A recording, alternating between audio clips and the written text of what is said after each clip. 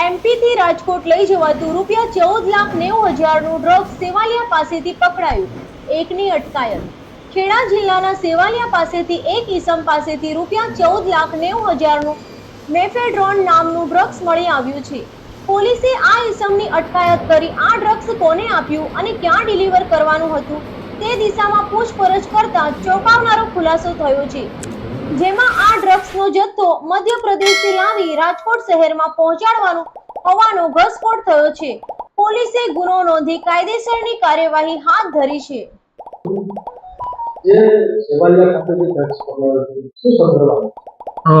ગઈકાલ તારીખ 20/7/24ના રોજ સેવલિયા પોલીસ સ્ટેશન ખાતે સર્કલ પોલીસ ઇન્સ્પેક્ટર છે AR ચૌધરી એઓને એક માહિતી મળેલી કે એક ઈસમ કે એનું સ્પેસિફિક વર્ણન મળી આવેલું।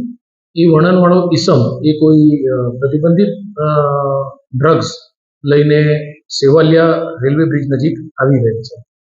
એ જે માહિતી મળેલી તો તે માહિતી આધારે Sevaliya circle police inspector Dakor અને સેવાલિયા પોલીસ સબ ઇન્સ્પેક્ટર તથા તેમની ટીમના માણસોએ જે NDPS એક્ટની જે મેન્ડેટરી જોગવાઈ હોય એ જોગવાઈનું પાલન કરી અને સરકારી પંચો સાથે આ ઈસમને ઝડપી પાડેલ।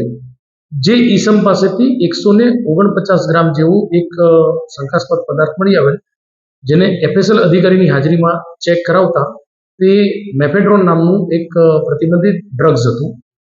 જે પ્રતિબંધિત ડ્રગ્સ એ પાર્ટી ડ્રગ તરીકે પણ વપરાતું હોય છે અને નાર્કોટિક એક્ટ હેઠળ એ બેન છે। તો પોલીસે આ સમગ્ર કાર્યવાહી કરી અને 149 જેટલું મેફેડ્રોન નામનું ડ્રગ અને સાથે તેને લઈ આવેલ એ આરોપી ગોપાલ મહેરને પોલીસે અટક કરેલો છે અને આ અનુસંધાને ડ્રગ મોકલનાર તથા ડ્રગ મેળવનાર એ આરોપીઓના પણ નામ ફરિયાદમાં ખોલી અને પોલીસે આગળની વધુ તપાસ હાથ ધરેલી છે।